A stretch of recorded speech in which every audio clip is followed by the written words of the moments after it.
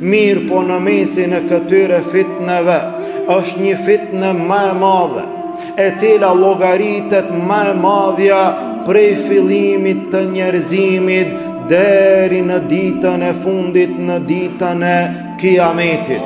Pejgamberi sallallahu alaihi wasallam ju drejtua sahabeve duke ju thënë: o ju njerëz, kjo fitnë është fitneja më e madhe prej kohës së Ademit alayhi salam. Nuk ka pejgamber i cili nuk ja ka tërheq vërejtjen popullit të tij për këtë fitnë. Ndërsa unë jam pejgamberi i fundit dhe ju jeni ummeti i fundit.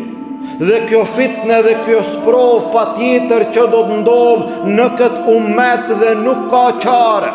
Ummetet tjera kanë kaluar dhe ne jemi ummeti i fundit. Dhe kjo fitnë do të ndodh në ummetin e fundit. Tha pejgamberi sallallahu alaihi wasallam: nëse unë jam gjallë kur do të ndodh një fitnë e tillë, unë do t'i dal përpara. Mirë po nëse unë nuk jam, atëherë secili le ta mbron veten e tij. Cila është kjo fitnë? Kjo fitnë është fitneja e Dejjalit, fitneja e njeriut, e ati i cili është mashtruesi më i madh dhe më i rrezikshëm mbi sipërfaqen e tokës. Kush është Dejjali? Dhe ku është Dejjali? Dhe prej nga do del Dejjali? Dejjali ekziston edhe sot, jeton edhe sot, ka jetuar edhe më herët.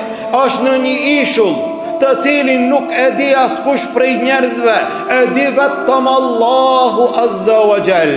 Do del një ditë nga ato vende, do del prej atyre vendeve nga të cilat ne nuk presim ndihmë dhe nuk presim fitore. Tha pejgamberi sallallahu alaihi wasallam: do del Dejjali prej një vendi të cilit i thon Khurasan. E në një hadith tjetër tha: do del nga vendi i quajtur Asbehan.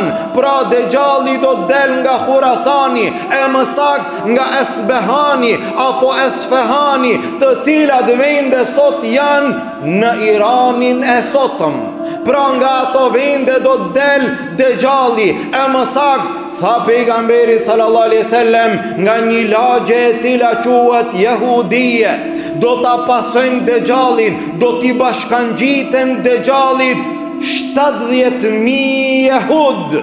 E që sot jehudët përgatiten që ti pak ta kuptosh lojën e madhe botërore, filmat e shumt botëror që paraqiten sot në media. Jehudët përgatiten me të madhe për pritjen e Dejjalit të madh.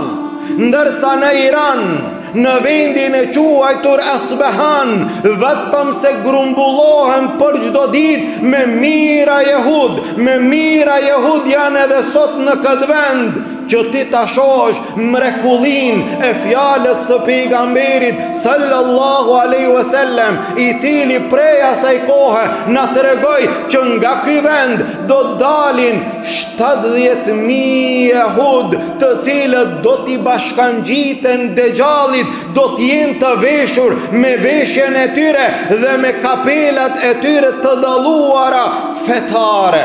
Jehud fetar dhe jo jehud politikan, të cilët do t'i bashkangjiten ushtrisë së Dejjalit. Çka do të ban Dejjali mbi sipërfaqen e tokës? Do del Dejjali në mesin e njerëzve, do të arrin deri në atë shkallë sa që do të shpall veten Zot. Do të thot që unë jam Zoti juaj.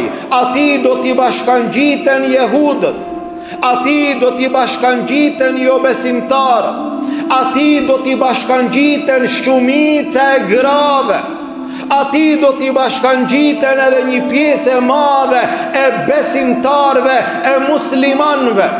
Si do të mashtrohen njerëzit me fitnen e Dejjalit? Dejjali do të ketë me vete mashtrime të mëdhaja. Do të ketë lumin i cili llogaritet sikur xheneti i tij, dhe do të ketë lumin i cili është zjarri i tij. Tha pejgamberi sallallahu alaihi wasallam: ai I cili duket I freskët është zjarr, ai I cili duket zjarr është I freskët. Do të urdhëron Dejjalli që të bie shi dhe do të bie shi. Do të urdhëron që të dalin bereqetet dhe do të dalin bereqetet. Do t'i thot njeriut, a don që ta ringjalli babën edhe nanën tënde? Do të thot po. Do t'i sjell dy shejtan në formën e njeriut, në formën e babës sa ti njeriu dhe në formën e nanës sa ti njeriu, të cilët do t'i thonë, o biri jon, besoje se ky është Zoti I vërtet. Subhanallah. Derisa tha pejgamberi sallallahu alaihi wasallam, do del një ri, një besimtar I devotshëm, një trim I guximshëm, I cili do të thot, unë e di që ti je Dejjalli, për të cilin na ka lajmëruar pejgamberi sallallahu alaihi wasallam. Atëherë Dejjalli do të ngrit shpatën dhe këtij të riu do t'ja hjek kokën. E pastaj do ta merr dhe do t'ja vendon kokën edhe një herë dhe do të ringjallet edhe një herë. E tash a beson që unë jam Zot? A beson që unë jam Zoti juaj? Ky njeri do të thotë, unë jam edhe ma shumë I bindur pas kësaj që ka ndodhur se ti je vërtet Dejjalli, nga se kështu na ka lajmëruar pejgamberi sallallahu alaihi wasallam. Mirë po sprova e Dejjallit, mirë po fitneja e Dejjallit do të jetë fitne e madhe, e cila do të merr me vete mira njerëz dhe miliona njerëz. E dikush ka mundësi që të thotë, po ku mashtrohem unë? Po unë jam musliman, unë e besoj Allahun, unë e di që ai nuk është Zot, nuk ka mundësi që ai të më mashtron mua. Sa prej fitneve edhe më të vogla sot na mashtrojnë neve. Jo Dejjalli, sa prej gjërave më të thjeshta sot na mashtrojnë neve. Po ti për shkak të punës e le namazin, po ti për shkak të punës e prish Ramazanin, ti ndoshta devion për një femër nga e cila lakmon në trupin e bukur të saj, ti ndoshta mashtrohesh për një pasuri të kësaj dunjaje. E fitneja e Dejjallit është edhe më e madhe, shumë më e madhe. E pejgamberi sallallahu alaihi wasallam na tregoi për kohën në të cilën do të qëndron Dejjalli mbi sipërfaqen e tokës. Than, ja Rasulullah, sa do të qëndron Dejjalli në këtë dunja, në këtë tokë, pasi të del në mesin e njerëzve? Tha pejgamberi sallallahu alaihi wasallam, do të qëndron 40 ditë. Dejjalli do të qëndron 40 ditë. Dita e parë sa një vit, dita e dytë sa një muaj, dita e tretë sa një javë, ditë tjera sikur ditët tona të përditshme. Një ditë sa një vit. Sahabët reaguan me njëherë. Për çfarë reaguan sahabët? Si ja merr mendja sot besimtarit? Në këtë ditë në të cilën do të del Dejjalli, një ditë do të jetë e gjatë sa një vit. Çka do të ndodhë në këtë ditë të madhe? Sahabët reaguan dhe e ban një pyetje. A e dini cila është ajo pyetje? A e dini cilin dert e patën sahabët? A e ditni për çka u gajlosën sahabët? Than, ja Rasulullah, në këtë ditë që do të del Dejjalli, e cila është e gjatë sa një vit, a do të mjafton me I falë 5 namaze? Subhanallah, derti I sahabeve ishte ky. A do të mjafton me I falë 5 namaze? E ti sot a I ki dert këto 5 namaze? A të ikin këto 5 namaze si kur mos me ndodh asgjë? A të ik namazi ti duke shikuar një lojë të futbollit? A të ik namazi duke qëndruar dhe duke pi kafe me shoqërinë tënde? A të ik namazi duke qenë në punë dhe në shkollë?